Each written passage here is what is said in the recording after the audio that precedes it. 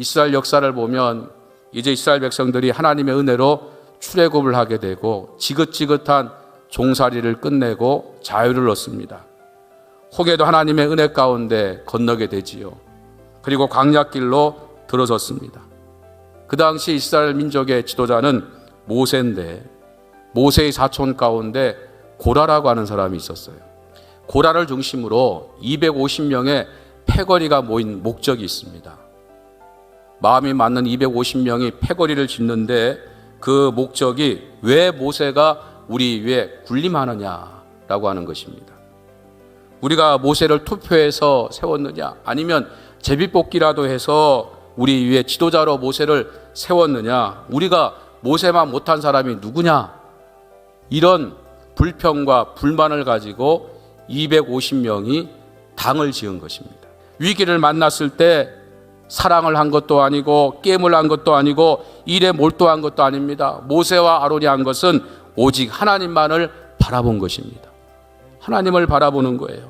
여러분도 하나님을 바라보면 오늘과 같은 위기 가운데서 세상은 어수선하고 들려오는 소식은 날마다 마음을 속상하게 하고 앞으로 어떻게 살아갈 건지 근심과 걱정만 쌓이는 이 세상이지만 오직 하나님만 바라볼 수 있다고 하면 하나님 주시는 평안이 여러분 가운데 임하시기를 주님의 이름으로 축원합니다.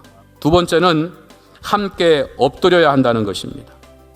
여러분, 하나님만이 해결할 수 있는 문제는 누구와 의논을 해야 됩니까? 하나님과 의논을 해야 되는 거예요. 하나님께로부터 오는 심각한 문제는 반드시 하나님의 도움을 받아야 그 문제가 해결되는 거예요. 세 번째로 위기를 만났을 때 문제를 정면 돌파해야 됩니다. 오늘 본문에 등장하는 모세와 아론은 백성들이 하루에 14,700명이 죽어갈 때 도망을 갔습니까? 아니면 문제에 휩쓸려서 허둥대다가 말았습니까? 그 문제 속에 뛰어들어가서 문제를 해결했습니다. 그때 하나님의 도움을 받아서 문제가 깨끗이 마무리되고 이스라엘 백성들은 평안을 되찾는 역사가 일어났다는 거예요.